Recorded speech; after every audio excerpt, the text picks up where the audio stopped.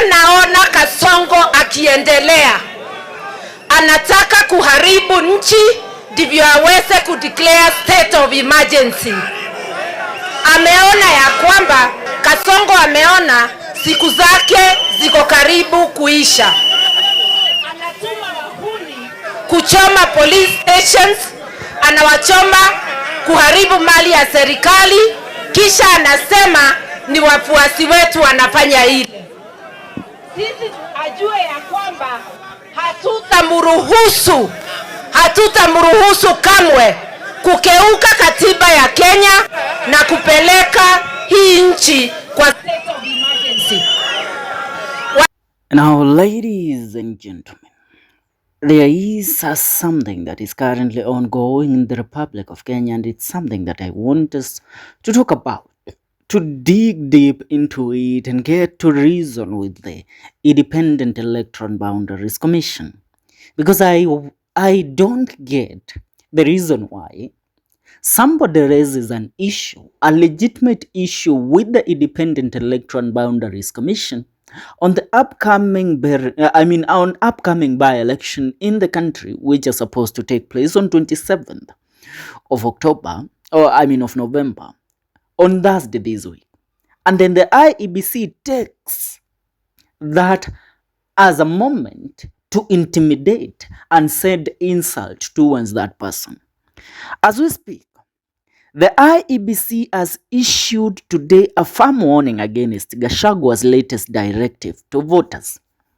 The Independent Electoral Boundaries Commission, Iebc, Mbeere North Returning Officer John Kenywa, responded to remarks by former Deputy President Rigathi Gachagua, who recently asked his supporters not to leave polling stations after voting. Now, why did Gashagua do this? Allow me to remind you that yesterday we were informed of a meeting that was held between the governor of Mbeere North, that is Governor of Embu County, Governor Cecil Mbarire, Leonard Mudende, the current UDA candidate in the Mbeere North by-election, and the Cabinet Secretary of Public Service, Geoffrey Roko, the former MP of Mbeere North. They were meeting with goons and police officers who were given directives to wear plain clothes on Thursday in the Mbeere North by-election to influence the voters on the way forward. These officers were given millions of money on how they are going to bribe the voters in those polling stations. So Gashagua, taking the initiative, was telling the people of Mbeere North, the moment you vote, don't you leave the voting stations.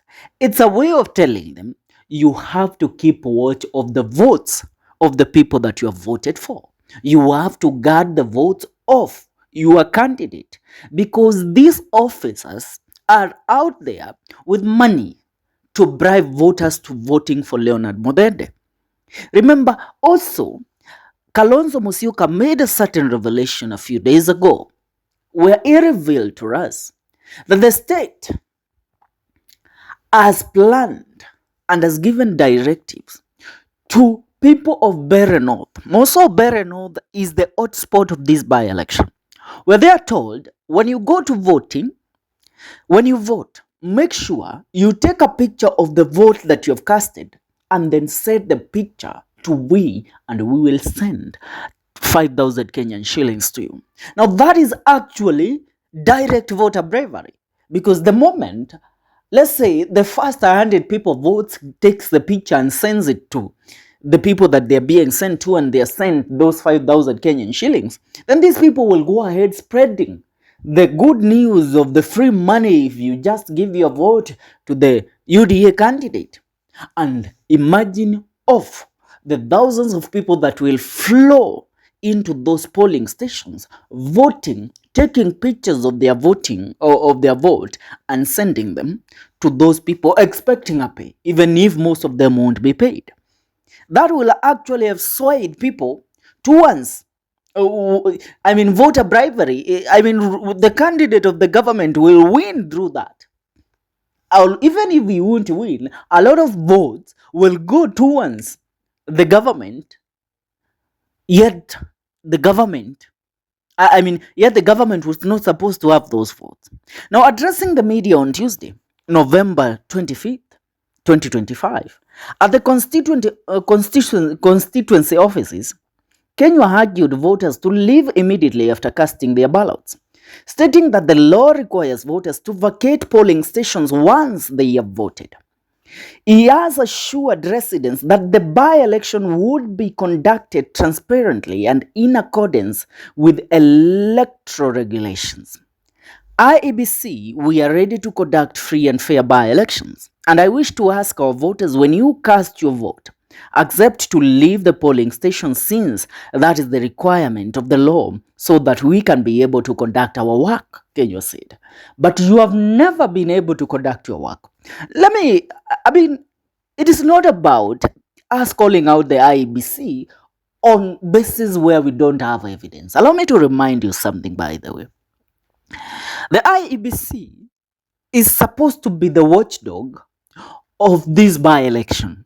It is supposed to be in position to stand as an entity away from the government and manage the by-elections or the elections at large without any biasness.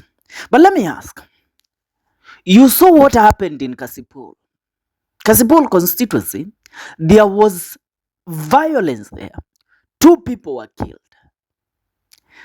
The IEBC took the moment of actually fining the candidates that were vying 1 million Kenyan shillings each. They paid the money. But come to what was happening yesterday in Narok County, where Gashagua was supposed to go there to campaign for his DCP candidate. What happened? Rogue police officers were deployed on the ground to counter Rigathi Gachagua. But did the IEBC take the moment of trying even to stand and say that is wrong and we won't condone that on the election day?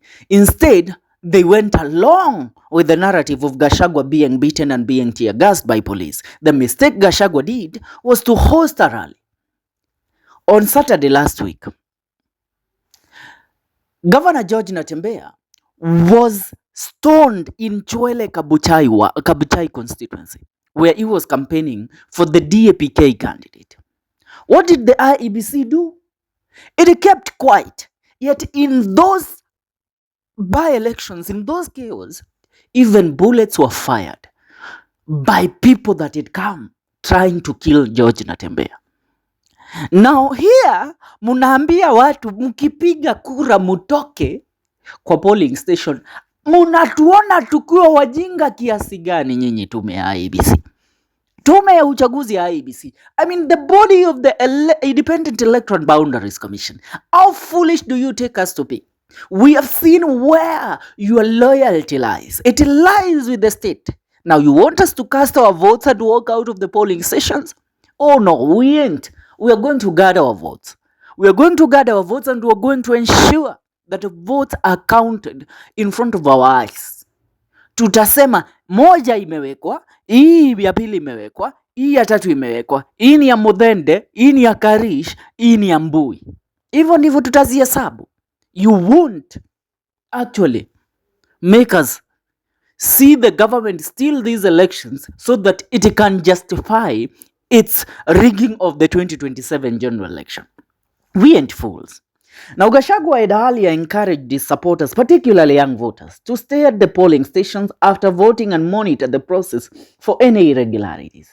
He argued them to document and share any suspicious activity observed on election day. IEBC CEO Hussein Marjan Hussein, who was present during the briefing, reaffirmed the Commission's commitment to delivering credible elections. He noted that the process would involve collaborations with multiple sectors, including the media and election observers. Marjan also outlined the security measures in place for Mbeere North, a region identified as a high-tension area, 2 police officers have been deployed to each polling station, and over that 40 officers will secure the tallying center, which will be cordoned off. Additional patrol teams have been mobilized with similar arrangements implemented across the other 22 by-election zones. But the truth, we know, even those police officers are given strict orders to ensure that the supporters of the opposition should be kept away from the polling station, either by bullets or by tear gas. Sisi si wajinga, tume ya IEBC. Sending warning to Rigathi Gachagua does not actually scare us off.